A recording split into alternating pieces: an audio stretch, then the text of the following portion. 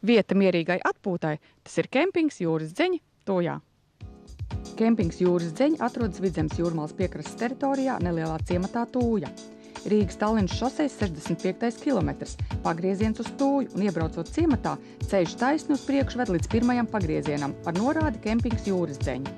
Ceļš ved līdz autostāvvietai pašas pludmales malā, kur paver skats uz seno akmens molu un tālāk arī uz Vidzemes akmeņaino jūrmalu. Piekrastes teritorijā ierīkot telšu laukumu, kur aprīkot ar stendiem, kur pieejams dzeramais ūdens un elektrība, kā arī slapjās toaletes, dušas māja, spēļu laukums, paģērbšanās kabīnes un volejbola tīkli. Ir iespēja apmesties labiekārtotos apartamentos, kuros ietilpst aprīkoti virtuve, ēdamistaba, vanasistaba un guļamistabas. Ir iespēja pusdienot kafejnīcā vai apartamentu pagalmā ar skatu uz jūru. Pie mums brauc atpūsties cilvēki no tuvākām pilsētām kā Limbaža, Cēsis un Valmiera, kā arī no tālākām – Alūksne, Madona, Gulbene un pat Daugavpils. Šie cilvēki ļoti novērtē iespēju sekot līdz laikapstākļiem Tūjā, izmantojot mūsu uzstādīto webkameru un meteostaciju.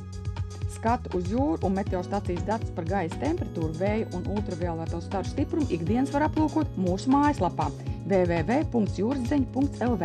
Šeit www.jūrasdzeņi.lv arī jūs variet iegūt visu jums interesējošo informāciju par mūsu kempingu. Smilšu gurkstēšana zem basām kājām, kāju klaigas virs galvas, jūras vēja smarža – tās ir sajūtas, ko varat saņemt ik viens kempingā Jūras Dzeņi.